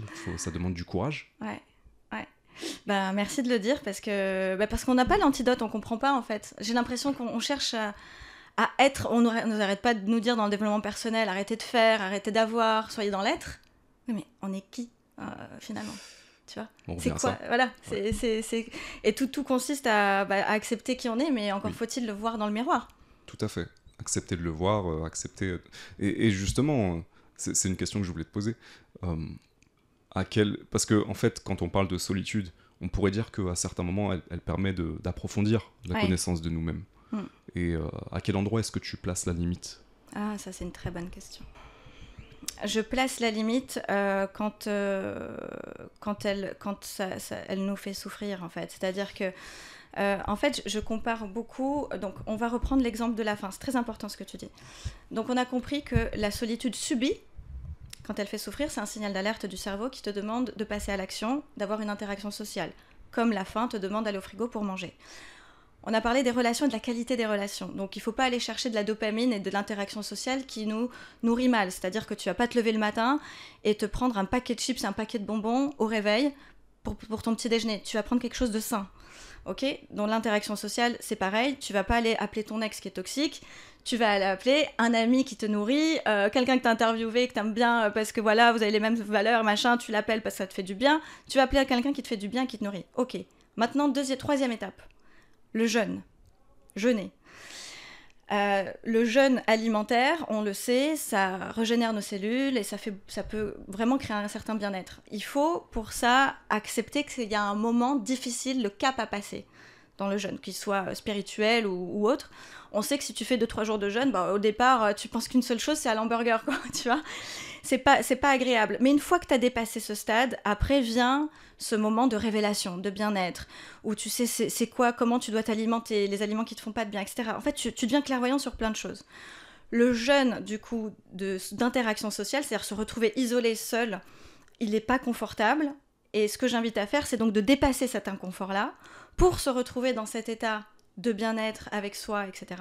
Donc avec, ok, j'ai compris qui je suis, je développe ma spiritualité, je lis des livres, j'apprends à me connaître, mais il y a un moment donné où il faut manger. Et donc il faut le reconnaître, ce moment aussi. Et ce moment-là, il arrive quand j'ai envie de dire, quand tu as ce sentiment d'avoir appris quelque chose sur toi. Quand tu as ce sentiment que cette solitude-là, elle a été nourrissante, mais c'est bon, maintenant, il faut l'interaction sociale. Parce que si on veut que se nourrir de ce jeûne, on finit par mourir aussi. Donc reconnaître aussi quand c'est la fin du jeûne. Et donc se dire, là, c'est bon, je me suis suffisamment isolée, j'ai fait suffisamment de thérapie, j'ai lu, maintenant je veux passer à aller contacter quelqu'un qui me nourrit. Je trouve que l'image, elle est super, parce que c'est vraiment ça, la faim, au bout d'un moment, on a besoin de manger. Ouais. Moi, le mot qui me vient même, c'est s'hydrater. Ouais. Je trouve que parfois, il y a des relations qui peuvent nous hydrater aussi. Oui, c'est vrai. Moi, j'ai vraiment des gens dans ma vie et quand je les vois, je me sens rafraîchi, hydraté. Ouais, tu vois, donc il y a ce truc-là qui Tout vient. À fait. Et je trouve que l'image que tu prends, elle est vraiment géniale parce que tu montres tout le spectre, c'est-à-dire l'endroit où le jeûne peut te faire du bien, mais qu'il est nécessairement temporaire. Bien sûr. On ne peut pas jeûner toute notre vie. Non, on peut pas. Et ça revient à des besoins fondamentaux, donc on a autant besoin de manger, de boire, que de se connecter à d'autres êtres humains. Voilà. On a besoin de notre tribu. Une fois, j'ai Oui. entendu un ami dire ça et ça m'a beaucoup parlé. Je Moi l'avais aussi, jamais entendu moi comme aussi. ça. Et il m'avait dit, nous, tous les êtres humains, on a besoin de trouver notre tribu. Et ça m'a touché en plein cœur. Je me suis dit, ah, mais c'est ça en fait, j'ai besoin de trouver ma tribu. C'est la tribu. Surtout quand tu te sens un peu incompris, un petit peu à part, tout ça. Tu te dis, mais oui, mais en fait, si, il y a des gens qui vont apprécier ta manière d'être, qui vont vouloir te rencontrer, échanger avec toi, avec qui tu vas pouvoir faire des choses. On a tous besoin d'avoir une tribu. Ouais. Et c'est très spirituel aussi, ce que tu dis. Bien sûr. Une petite vidéo d'animation qui parle de ça, d'ailleurs. Mais je pense que là, tu vois, tu viens de toucher un autre point. En 2022, quand j'ai vraiment compris que j'étais très mal et que je suis sortie de ce réseau pour me dire mais qu'est-ce qui se passe, je vais mettre fin à mes jours, je pense que je cherchais ma tribu. Et donc, ta tribu, c'était pas l'environnement professionnel que tu avais à ce moment-là? Non. Okay. Moi, ma tribu, elle est particulière. Ouais. Ma tribu, elle est particulière. Elle est. Je sais maintenant qui sont les gens de ma tribu, mais ça va pas forcément dans le monde dans lequel je baigne. Il y en a parfois, à ma grande surprise, parfois il y a quelqu'un qui pop-up comme ça, je fais oh wow, toi t'es dans ma tribu. Mais c'est rare, c'est très très rare. Mais heureusement, depuis que j'ai j'ai retiré le voile sur ce fameux connard et que j'ai compris que c'était ça qu'il fallait, c'est-à-dire retrouver ma tribu et aller la chercher au bon endroit, maintenant j'ai un radar à ceux qui sont dans la tribu. Mais c'est rare, en tout cas dans le milieu très corporate, business, très rare. Mais c'est super intéressant parce que c'est comme si tu avais ce moment, cette fameuse soirée en 2022, ça a été le début d'une exploration qui t'a ouvert tout un champ de perspectives et de possibilités aussi sur ce qui était important pour toi. Et aujourd'hui, partager ce message avec d'autres personnes à un moment où, en fait, on le disait au début, mais la solitude, c'est un vrai fléau. Ouais. Et ce qui est important de comprendre, là, ce que j'invite vraiment les gens à faire, c'est d'accepter ces étapes de solitude et de la comprendre. Pourquoi ? Parce qu'il y a l'intelligence artificielle qui arrive, qui est là. Ouais. Et ça devient une nouvelle béquille. On commence à demander des conseils à ChatGPT, lui raconter des histoires. Puis bientôt, peut-être qu'il aura un corps et qu'il sera là à côté de nous. Tu vois, dans un robot. Non, mais vraiment, en plus. Et c'est pas... Je prends ça extrêmement au sérieux. Il y a une étude de Business Harvard Review qui a regardé comment l'usage de l'IA a été fait entre 2024 et 2025. Et on voit en fait qu'en 2025, dans le top 3 des usages de nous, de notre civilisation, pas juste des experts, mais comment elle est utilisée. Et dans le top 3, tu as trouvé un sens à sa vie, le companionship, c'est-à-dire avoir un ami, et gérer son quotidien. Donc c'est pour te dire à quel point, en 2024, c'était pas du tout ça, c'était plutôt sur du business, des trucs un peu plus fonctionnels. On passe d'une IA fonctionnelle à une IA relationnelle. Et là où j'attire l'attention, c'est faire très attention parce que pas tout le monde comprend ce que c'est que l'IA. Et nous-mêmes, il y a des choses qui nous échappent aussi. Surtout si maintenant on va passer sur l'AGI, donc qui sera 1 million de fois plus intelligente que celle qu'on a aujourd'hui. On n'est pas prêt là sur ce qui nous arrive. Et l'urgence de se connaître soi-même, elle est immédiate, elle est maintenant, parce que si on a une nouvelle béquille de l'IA qui nous flatte et qui nous dit que ce qu'on a pensé était absolument génial et qu'on devrait plutôt faire ci ou ça et qu'elle nous donne raison sur nos conseils, c'est nous on est les meilleurs, l'autre est un connard ou une connasse. Moi, je suis allée très très loin dans la discussion avec ChatGPT, mais vraiment vraiment loin. Et il y a eu des moments où je me sentais tellement spéciale, flattée, incroyable, tu vois. Heureusement, j'ai eu la sonnette d'alarme par ma spiritualité que j'ai eue grâce à toutes ces expériences passées. Je me suis dit, qu'est-ce qui est en train de se passer là ? Et il faut avoir beaucoup de clairvoyance, beaucoup de discernement pour comprendre que ça peut être un outil qui peut être extrêmement bénéfique, comme ça peut nous amener vers l'enfer et vers quelque chose qui est vraiment néfaste. Donc se connaître soi-même, c'est ne pas laisser une machine dire qui tu es, c'est ne pas laisser un miroir dire qui tu es, parce que le miroir, il peut te mettre des voyants un peu et te briller l'image. Donc faire très attention, et pour ça, il faut accepter notre part, effectivement, d'humanité. Et donc, ça vient à ce que tu dis, c'est accepter aussi nos failles, quoi. Ouais, à fond. C'est marrant que la manière dont tu parlais de ChatGPT, je me suis fait exactement la même réflexion. Je suis allé loin aussi avec. C'est un truc que j'utilise dans mon boulot, mais pas que. Donc j'expérimente avec et qui peut donner des conseils qui sont super pertinents. Mais à un moment, pareil, l'ampoule qui se réveille. Et moi, tu sais, ça m'a fait penser à dans Blanche-Neige. Miroir, miroir. Ah oui, bien. Dis-moi qui est la plus belle. Ouais, Ou bien, dis-moi qui est le bien, plus beau. bien, Pour bien. moi, c'est exactement ce que Ouais. fait l'intelligence artificielle quand elle s'adapte à Ouais. notre manière d'être, qui on est, qu'elle comprend un petit peu nos patterns et qu'elle nous dit ce qu'on a Complètement. envie d'entendre. Mais en réalité, quand tu vois l'évolution de comment l'intelligence artificielle est utilisée, moi je peux pas m'empêcher de me dire, et c'est tout le sujet de la conversation, que ça montre ce besoin fondamental qu'on a de se sentir connecté, Complètement. compris. En Ouais. fait, c'est tellement un C'est besoin ce que ça vient humain. de dire. Hein. Tu vois, même nous, on se présente un peu comme des incompris, en tout cas pendant une période de notre vie, voilà, du moins. Même nous, en fait, tu vois que derrière ça, il y a quand même le besoin de se sentir compris, aimé, d'appartenir à une tribu, on en a parlé. Et en fait, on revient à ces trucs fondamentaux. Ça remonte à très loin. Donc pour moi, ça pose des questions fondamentales aussi, l'intelligence artificielle, parce que ça nous reconnecte à des choses essentielles, instinctives, presque primitives, tu vois. Complètement. C'est quoi vraiment être humain? Et c'est ça la question que ça va poser. C'est quoi être humain à une époque où, en fait, intellectuellement, on a des machines qui vont nous surpasser. Ouais. Qu'est-ce qui nous reste? Et du coup, et là, tu abordes aussi, et je trouve ça passionnant, le volet spirituel. On pourrait aussi aborder, et c'est un des sujets que tu abordes dans le livre, et c'est très intéressant, le volet créatif. Ouais. Où tu parles de... Moi, le mot qui m'est venu en lisant ce chapitre, c'est le mot sublimé. Tu parles de comment ce qui fait mal peut alimenter une œuvre d'art. Par exemple, moi, je trouve ça intéressant, parce qu'en fait, tu crées... Peut-être que tu crées pour toi, peut-être que tu crées parce que ça te fait du bien, mais tu peux en faire profiter à d'autres aussi. Par rapport à l'art, alors c'est quelque chose qui est... j'ai échangé ce point de vue-là avec une autrice qui parle de ça, mais à travers l'art aussi, sur un livre. Et en fait, là où j'attirais l'attention sur l'artiste, et j'évoque Diams aussi, un passage sur Diams, où en fait, la solitude et la tristesse peuvent être des moteurs incroyables de sources d'inspiration. Et souvent, quand t'es plus triste et que t'es hyper joyeux, t'as plus d'inspiration. Donc tu crées plus. Donc... Tu cites Tesla d'ailleurs, à cet endroit-là. Aussi, ouais. Et en fait, qu'est-ce qui se passe quand t'as plus d'inspiration? Tu fais plus rien. Donc du coup, tu es plus productif. Donc il faut faire attention en fait à cette double chose, c'est-à-dire oui. Vas-y, ce livre en est un quelque part. Ça a été ce que je disais, c'était mon dernier traitement, ma dernière séance de psy, même si je continue à en voir de temps en temps parce qu'il le faut. Mais c'est-à-dire, ça a été aussi une façon à moi de créer un art, de me livrer, de partager ça sous forme de l'écriture. Mais ok, mais après, quand ceux qui écrivent des chansons, ceux qui produisent des choses, etc., de ne pas avoir comme seule source cette blessure parce que sinon on va l'alimenter. Donc, essayer de trouver de la créativité, de l'inspiration sur une source plus positive, c'est important aussi. C'est très important que tu le dises. Effectivement, je pense qu'il y a beaucoup d'artistes qui pensent que... il faut être torturé pour créer, quoi. Voilà, sans leur souffrance et sans leur solitude, sans leur sentiment d'être incompris, ils n'arriveront plus. Mais c'est pas nécessairement vrai. Non, c'est pas vrai. Et puis en plus, je pense qu'il faut... il faut aussi, si on a des amis artistes, ou en tout cas...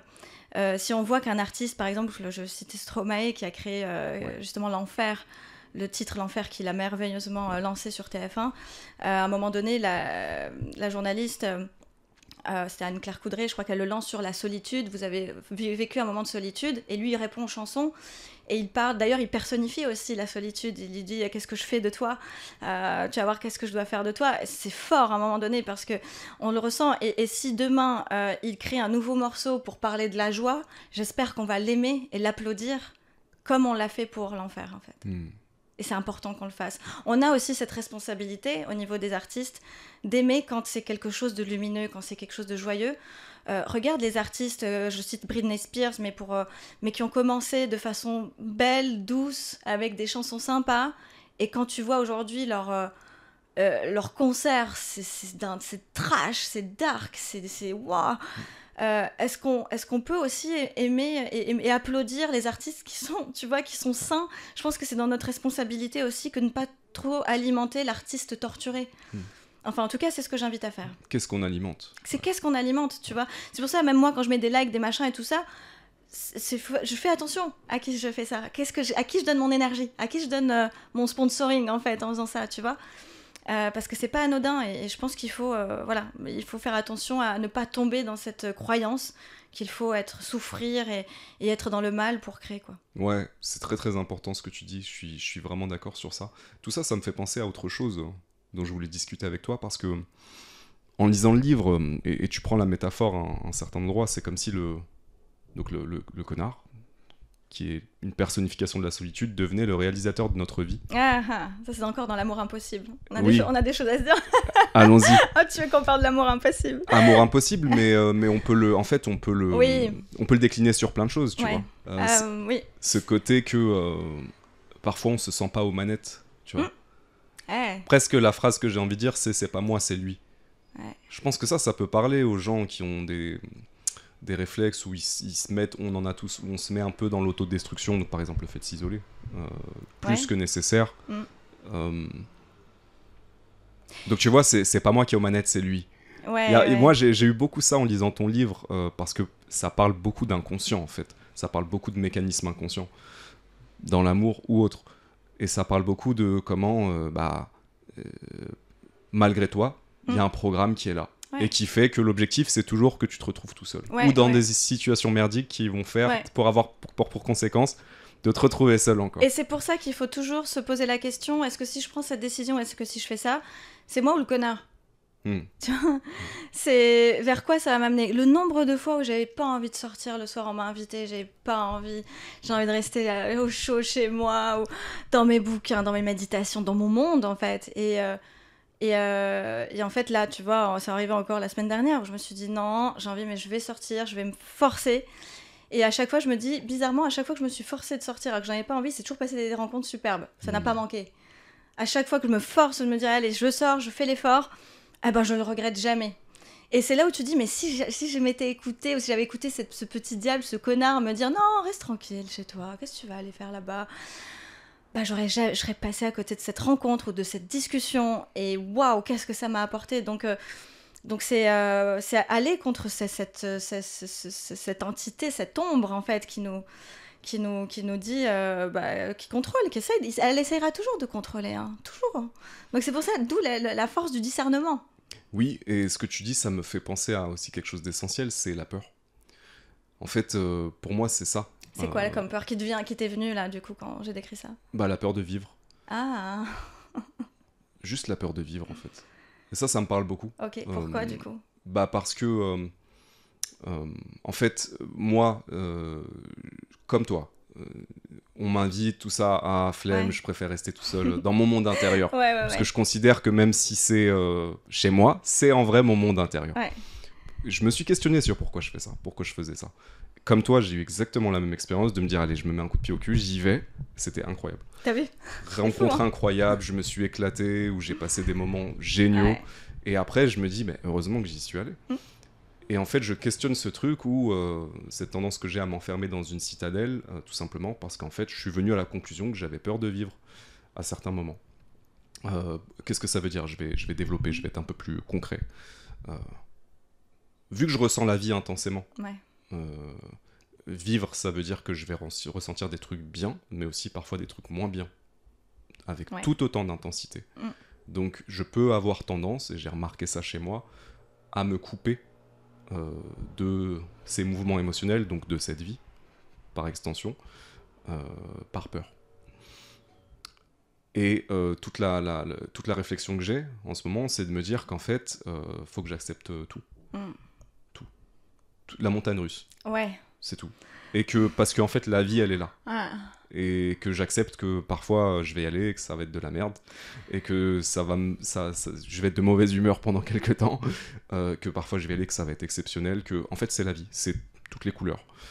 Et moi, je crois que je me suis beaucoup coupé de ça, par peur, tout simplement. Par peur de la chute, en fait, d'être déçu et de se dire, attends, il est down maintenant, la déception. La déception, c'est pas facile à vivre, la déception, quand on est très intense comme ça. Et tu vois, c'est drôle quand même qu'on se fasse ce podcast-là, parce que j'arrive au même constat que toi maintenant, c'est d'accepter qu'on peut être déçu, qu'on peut être rejeté, qu'on peut avoir du silence, ou qu'on peut avoir à l'inverse trop d'émotions, quelqu'un qui vient de donner trop d'émotions. En fait, c'est ok. Tout ça, c'est ok. Et ouais, la peur de vivre, c'est intéressant parce que je pense que quand on est hypersensible comme ça, avec cette sensibilité exacerbée, ça fatigue aussi. c'est épuisant. C'est très épuisant. C'est vrai, c'est très vrai. Et c'est aussi normal qu'on veuille un petit peu se protéger, qu'on veuille un petit peu être... se protéger un petit peu notre petit cœur ou nos petites émotions et nos radars pour avoir un peu de calme. Mais c'est vrai que, voilà, comme tu disais, il ne faut pas avoir peur de vivre les choses, quoi. Et c'est toute je pense, c'est encore une fois trouver cet équilibre entre se protéger et vivre. C'est un équilibre qui est difficile à trouver. Je pense que je le trouve un peu plus chez moi. Je commence à... Ouais. C'est dur, hein. C'est pas facile, hein. Par exemple, je suis allé à un festival de salsa il y a 2 semaines. Donc j'ai passé 5 jours entouré de plein de gens. Où tu as des ateliers la journée et le soir, il y a des soirées dansant, tout ça. Et pour moi, c'était aussi accepter qu'il y a certains moments où j'ai besoin d'être tout seul. Je vais pas toujours... sans me juger. Tu vas me dire, j'ai aussi besoin de ça pour me recharger. Et c'est trop marrant parce que je vois exactement le moment où ça fait 2 heures que je suis tout seul avec mon bouquin. Et t'en as marre? J'en ai marre, mais j'ai du mal à en sortir. Ah, faut que j'y retourne et tout. Et j'y ressors, et en fait, ça va. Et tu vois, en fait, c'est... Il y a un vortex qui est... Un vortex, c'est le bon mot. Il est c'est puissant, le vortex, truc. il est puissant. Très, très mais puissant. c'est tellement confortable d'être dans notre monde. C'est tellement confortable, tu vois. Et c'est ce petit passage-là, en fait, qui est un petit peu embêtant, mais il faut l'accepter aussi, que ce soit inconfortable, de passer l'autre cap. Parce qu'après, une fois qu'on est de l'autre côté, qu'on est avec des personnes stimulantes, intéressantes, on y prend plaisir aussi. Mais c'est pas facile, et moi, je suis aussi exactement dans ce moment où je suis passée d'une Alexia qui se protège beaucoup, de relations toxiques, etc. Et si je le vois venir à des kilomètres, je fuis. Enfin, en fait, j'accueille ce qui vient. Je pense que le détachement est quelque chose de puissant aussi. De ne pas se surattacher aux événements, qu'ils soient positifs ou négatifs. Parce que c'est ça qui fait souffrir aussi. C'est le surattachement aux choses. Comme on est intense. Tout à fait. Et une volonté peut-être de contrôle ou de... une forme de résistance. Quand je parle d'avoir peur de vivre, pour moi, c'est une manière de dire aussi de résister à la vie, résister aux choses. Mais tu vois, en écoutant notre discussion, je me dis aussi que moi, les meilleurs moments de ma vie, je les ai pas passés tout seul. J'étais entouré. Et je suis un super grand solitaire. Hein. Mais en vrai, les meilleurs moments que j'ai passés de ma vie, j'étais pas seul. J'ai eu des moments très sympas tout seul, mais les meilleurs moments de ma vie, c'était avec des gens. On m'a déjà posé souvent cette question, c'était quoi les meilleurs moments de ta vie ? Ça peut paraître triste, mais je n'arrive pas à en trouver en tête. Mais peut-être qu'ils sont encore à venir. Ah, j'espère. Je pense. C'est surtout ça. Mais après, oui, je pourrais en citer. Le problème, c'est que j'ai eu, avec les mêmes personnes, le meilleur et le pire, donc... Et j'ai eu dans mes moments de solitude le meilleur et le pire aussi. Donc tu vois, j'ai pas comme toi ce côté de dire moi les meilleurs moments c'était j'étais accompagnée. J'ai pas encore ça, mais peut-être qu'à la fin de ma vie je ferai le bilan et je verrai. Espérant qu'elle soit pas trop, qu'elle soit le plus tard possible. Mais ouais. Il y a autre chose sur lequel je voulais discuter avec toi. Ok. Selon toi, qu'est-ce que le connard ne veut pas que tu vois ? Il veut pas que tu t'aperçoives du cadeau que tu es au monde. Il veut pas que tu vois quelle est ta mission de vie. Plus elle est grande et importante, plus il veut vraiment la cacher. Il veut vraiment pas que tu t'en rendes compte. Et il faut... Alors il y a des gens qui disent « Ouais, j'y crois pas à la mission de vie ». Ta mission de vie, ça peut être élever bien tes enfants. Et c'est déjà énorme. Comme ta mission de vie, ça peut trouver le remède contre le cancer, comme ça peut être créateur de contenu, peu importe. On a tous quelque chose d'important à faire dans ce monde, on est tous utiles. Et ce qu'il veut pas que tu vois, c'est ton utilité et là où tu es le plus utile. Donc il va tout faire pour te dévier de ça. Et donc soit il va te faire croire que tu es inutile, que ça n'a pas la peine de parler, il va te montrer surtout tous tes défauts. Ça va être le miroir, lui, du défaut, tu vois. Autant l'IA, elle te montre à quel point t'es incroyable et génial. Le connard, il peut aussi te montrer à quel point t'es nul, t'es naze, t'es pas digne d'être aimé, etc. Et il va te faire douter de toi. Et donc, ce qu'il veut tout faire, c'est que tu sois dans le statu quo et que tu sois dans l'inaction. Surtout, ne passe pas à l'action. Surtout, ne crois pas en toi. Surtout, sans toi, qui t'es, toi, pour parler. Il va te sortir des idées comme ça, mais tu te prends pour qui ? T'es pas à la hauteur, ne parle pas, ne fais pas ça, abandonne. En fait, sois rien. Comment est-ce que t'as fait pour dépasser tout ça ? La spiritualité m'aide beaucoup. ma foi, parce que quand moi je le perçois, ce connard-là, comme un vrai démon, au sens spirituel du terme, moi de l'autre côté, j'ai ma foi, j'ai Dieu avec moi, donc je reconnais les puissances du mal et comment est-ce qu'il nous a conduits vers ça. Donc pour moi, la spiritualité m'a aidée, les prières, ma religion chrétienne, même si je dis plus que je suis spirituelle chrétienne que religieuse, mais malgré tout, oui, ma prière quotidienne avec le Christ et en demandant constamment du discernement. Alors parfois je me laisse dépasser par les choses, mais ça revient toujours. J'ai comme vraiment on appelle le Saint-Esprit, tu sais, cet ange qui vient là, qui dit hop, hop, hop, attention, c'est là. Et ça m'a beaucoup aidée, mais parce que aussi, là où je n'ai pas vu le connard, c'est quand j'étais le plus déconnectée de ma spiritualité. Quand je laissais les prières traîner, je méditais plus, j'étais plus là-dedans, je laissais un peu ça de côté. Et c'est comme ça que j'ai glissé. Et moins je suis spirituelle, plus je sais que je peux glisser. Et plus j'ai ma routine de communion et de communication avec Dieu, et plus je suis ferme et assidue dans cette relation, plus je suis... je suis plus du tout attaquée par le connard. Il fait demi-tour, il me voit, il me fait hop, hop, hop, hop. Voilà. C'est très intéressant ce que tu dis.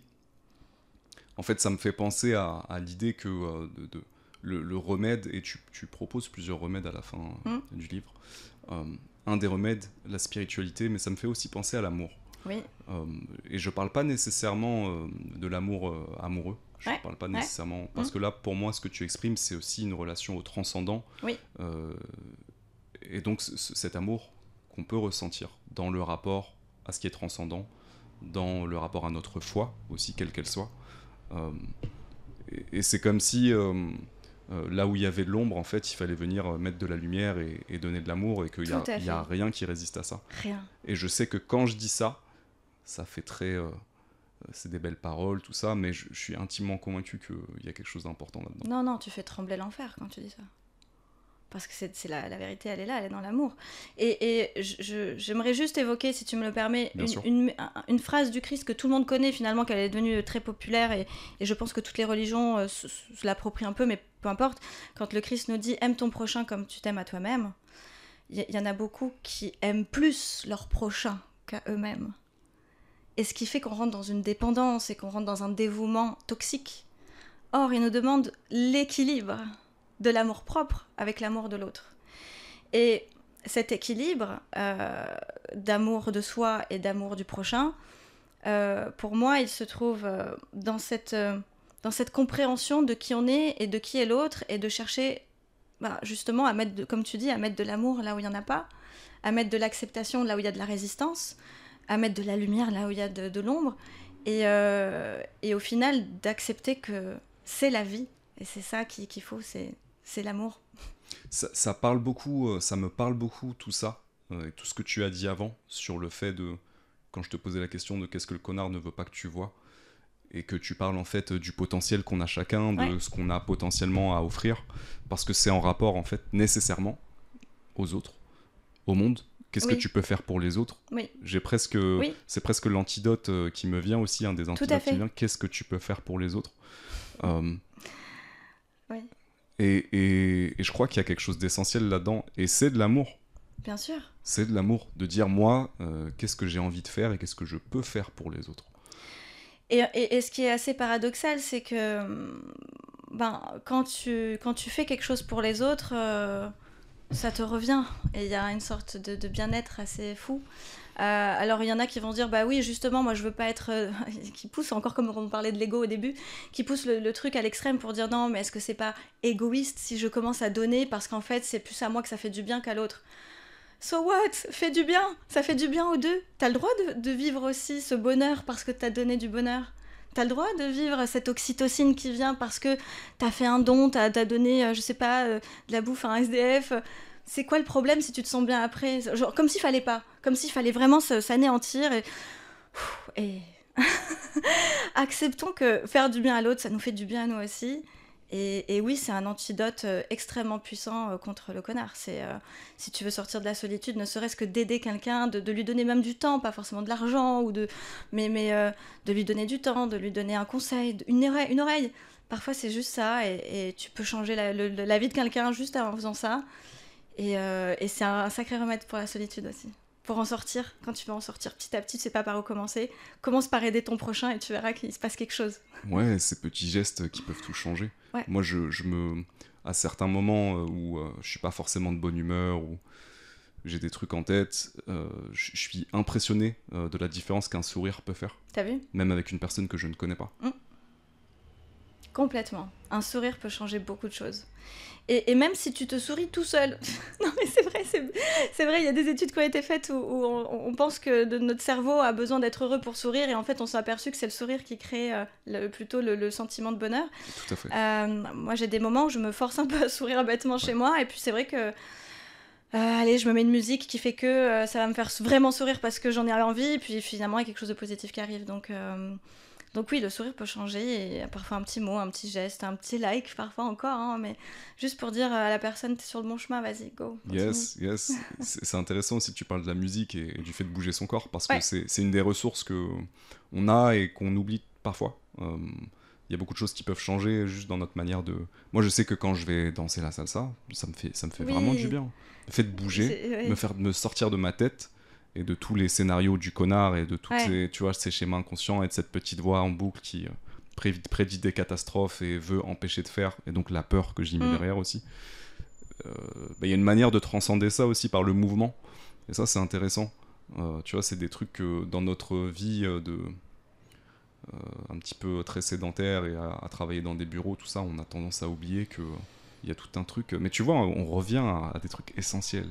Ouais. On revient à des trucs vraiment essentiels. Ouais, on revient au mouvement. Oui. Parce que tu vois, la solitude, comme l'état d'alerte, c'est comme la faim, elle te demande de passer une action, donc d'être dans le mouvement.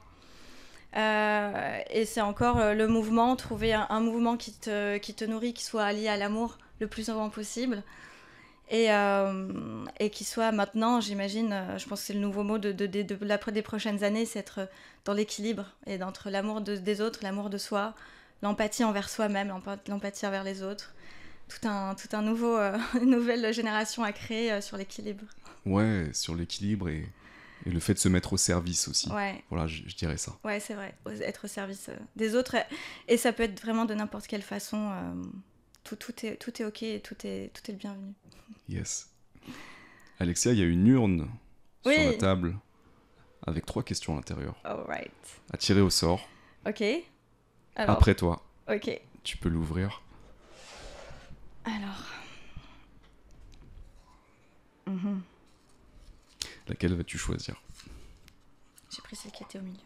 Ok. J'espère que tu pourras lire mon écriture. Alors. Le miroir. Le miroir. Quelle part de toi a été la plus difficile à regarder en face, et qu'est-ce qui t'a permis de le faire? Eh bien, j'ai fait une publication sur le miroir récemment. Parce que la solitude est un miroir, et l'un des plus difficiles et le plus exigeant des miroirs. Et je pense que traverser cette période de jeûne, et donc cette période de solitude subie, mais que la vie t'impose pour te regarder toi-même, qui tu es, et finalement comprendre qui tu es et quels sont tes besoins, ça a été le meilleur miroir, bien il fut douloureux pour moi à un moment donné, mais c'est celui que je recommanderais le mieux, et quand on le fait en conscience, il fait beaucoup moins mal. C'est très intéressant que tu fasses bien cette nuance entre ces différents types de solitude, et là donc celle qui te permet aussi de te rencontrer. Ah ouais, parce que encore une fois, cette solitude version anglo-saxonne, hein, je sais pas, j'ai demandé à inventer un nouveau mot en français, cette solitude positive, choisie, elle est d'une puissance incroyable. Voilà, il faut l'accueillir, elle a plein de choses à nous dire. Yes. J'ai beaucoup apprécié cette conversation. Moi aussi, Mourad, merci beaucoup. Merci à toi, merci pour ton authenticité, le fait de partager certains éléments de ton histoire. Je te trouve très inspirante. Merci. Il faut beaucoup de courage pour faire tout ce que tu fais. Il faut beaucoup de courage aussi pour prendre les tournants que tu prends. Ouais. Voilà, sachant que toi, tu as déjà construit une carrière où voilà, tu as une vraie crédibilité, des résultats, etc. Donc, pour moi, c'est inspirant de voir une personne comme toi qui se réinvente et qui continue, et qui, en plus de ça, soutient beaucoup les autres. Tu vois, encourage les autres à... C'est le mot que tu m'as mis dans le livre, de continuer de briller, d'oser, tout ça. Donc pour ça, vraiment, sincèrement, je te remercie. Pour les personnes qui ont apprécié cette conversation, veulent en savoir plus sur toi, peut-être acheter le livre aussi, La solitude est un connard, aux éditions Jouvence. Où est-ce qu'on peut te trouver ? Instagram, LinkedIn. LinkedIn, je vais être un peu plus dans ma casquette pro, journaliste, présentatrice. Instagram, je suis Alexia dans la vie perso aussi, et j'hésite pas à montrer un petit peu toutes mes idées sur la vie, sur le monde, sur l'IA. Et je voulais vraiment te remercier, Mourad. Et ce que je t'ai écrit sur le livre, c'est vraiment sincère. Je pense qu'on a beaucoup besoin plus d'hommes comme toi. Mais au-delà de la quantité d'hommes comme toi, je t'invite vraiment à continuer à t'exprimer, à exister, à dire ta vérité, parce qu'elle fait du bien, sinon je ne serais pas ici. Et t'es quelqu'un d'important, donc ne l'oublie pas. Merci Alexia, merci beaucoup. Et à très vite. À très vite.